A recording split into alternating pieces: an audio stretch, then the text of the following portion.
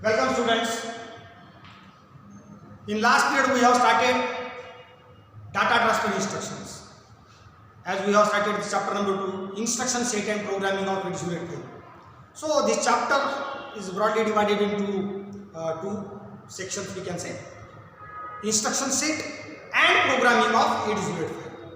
So instruction set, in which all the instructions of 805 are divided into 5 categories depend upon their operations.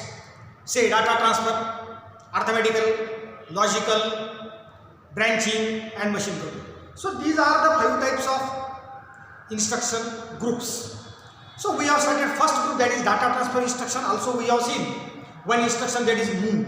Now today in data transfer instruction set there is another instruction, MVI, mean move immediate.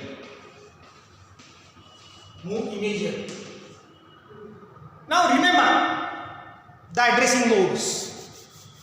What we have seen in addressing modes. Also we have seen instruction format. While studying the instruction, what is meant by instruction, we have seen any instruction is made up of two parts. Instruction is the sequence of 1 and 0. Instruction is the big pattern that having specific meaning.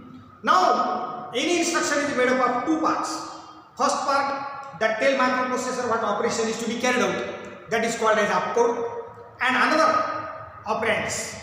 But among two operands, one of the operand is along with opcode, that is called as implicit operand, and another operand that we have to specify explicitly, that is called as explicit operand.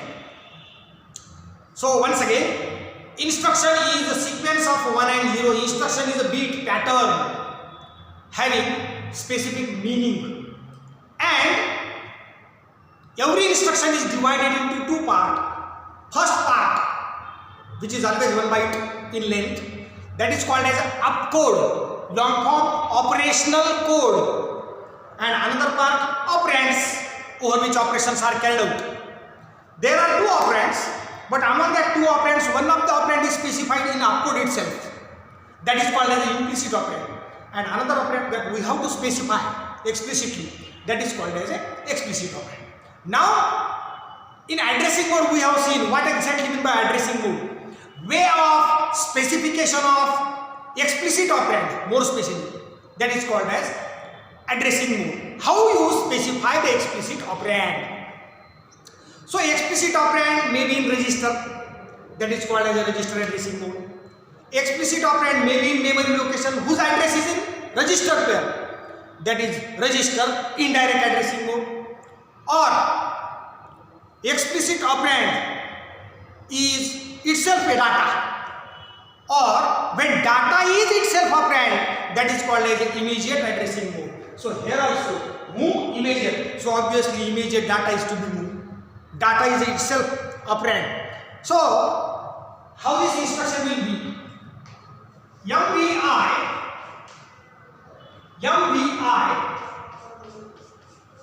R, that is register, and another operand is data. But what exactly mean by R? R are the registers, and in 805 we know that here R is register, and register is a temporary memory, you know that. R is a register. Which register? That is A, B, C, D, E, H, L. Any register in there. Now all these registers are 8-bit, so obviously the data must be 8-bit. This is source, this is the destination. You remember once again. So if register's capacity is 8-bit, then obviously data must be 8-bit. Here, data is 8-bit. Which data? Immediate data. Immediate data.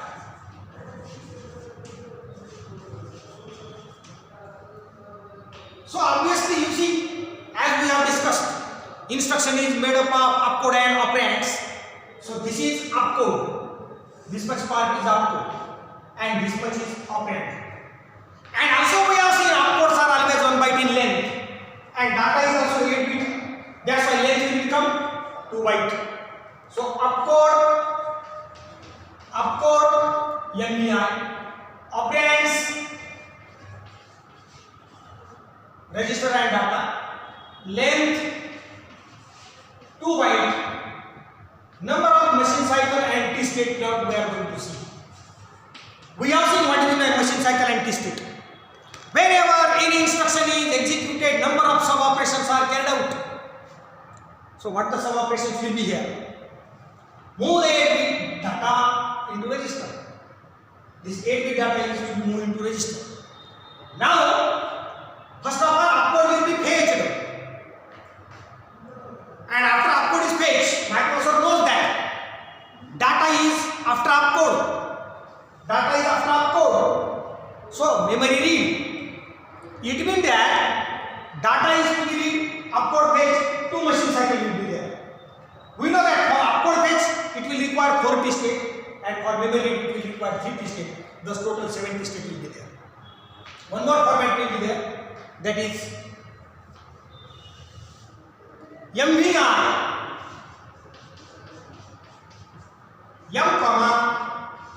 data. Length is 2. But when microprocessor fetches opcode, actually this we are writing the horizontal, but in memory instruction is vertical, because we know that length is 2 byte. So 1 byte opcode, another operand. So actually it is horizontal. We have written it is vertical actually in memory. So opcode fetch. Then Microsoft knows that here it has to transfer the data into memory location. Which memory location? For that it has to ask to HL pair. So whatever the address it asks to the HL pair, and it go to that memory location.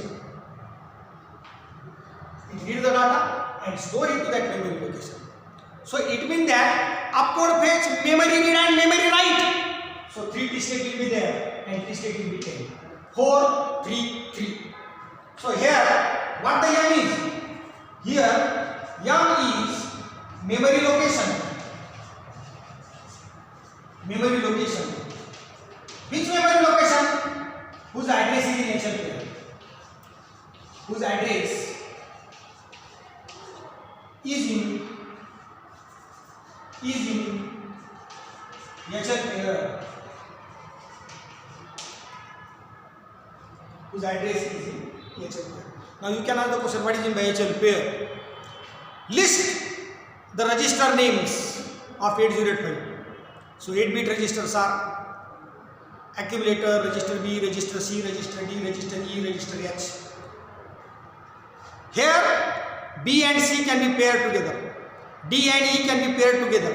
H and L can be paired together to store 16-bit address or data. So here is the HL pair. So you take down this instruction. Now we are going to describe this instruction. How this instruction is. When this instruction is executed, how to explain, how to write this instruction. You can write like this also. This is 2 byte instruction. This is 2 byte instruction. First byte use opcode as usual. Another byte is 8-bit immediate data.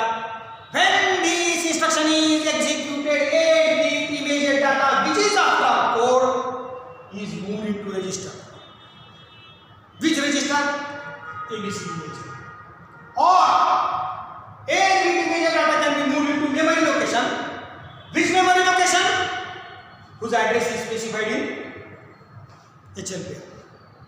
So this kind of data transfer is there. As in last instruction, we have seen move the data from one register to register, register to memory location to register. But here 8-bit immediate data is transferred into register or memory location. So that is the MEI instruction. You take down this instruction. Now, second instruction we have completed. So you take down this instruction first.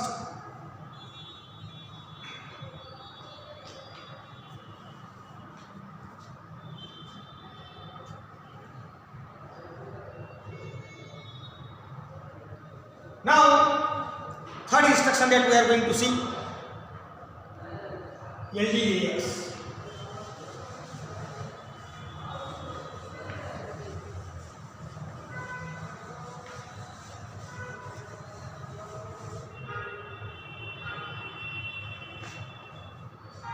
LEAX.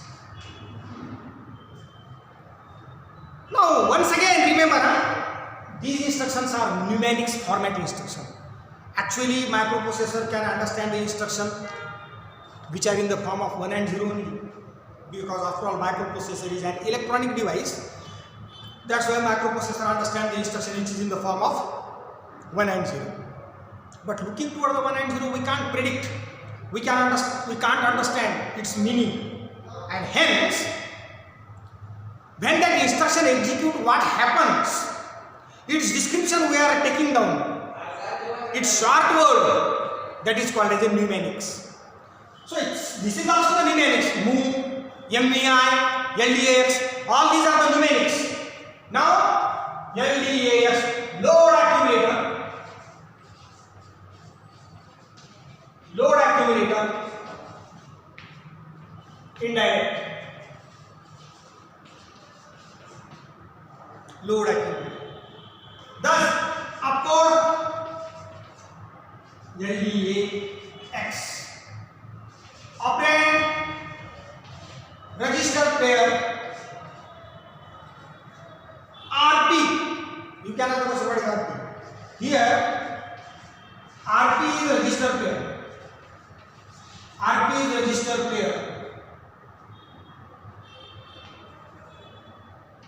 Register pair. That is, if you write the B, it will be considered as BC. If you write D, it will be considered as a D. BC pair or D pair. So length of the instruction will 1 byte. Number of machine cycle and states we are going to count. Opcode page. So it got the meaning, load accumulator. Yes, accumulator is to be loaded by contents of memory location. Which memory location? Whose address is in register pair. Which register pair? BC pair or D pair. So it can ask to the BC pair and D pair or address. So once it get the address, it will go to that memory location and it load the data. So opcode page, memory read, number of machine cycle 2 is state 7. So how you will write down this instruction? This is 1 byte instruction by length. One of the operand is implicit, that is accumulator. Another operand is register pair, which BC or D. When this instruction is executed, contents of memory location whose address is in register pair, BC or D. Content of that memory location will be fetched, that is memory read. Opcode fetch, memory read, and it will be loaded in accumulator. So two sub operations are carried out, opcode fetch, memory read, and thus 70 states will be there. So take down this instruction. I think these two instructions we have got, and you might have understood this. Now we are going to see the third instruction, but before that you remember, you read this, recite.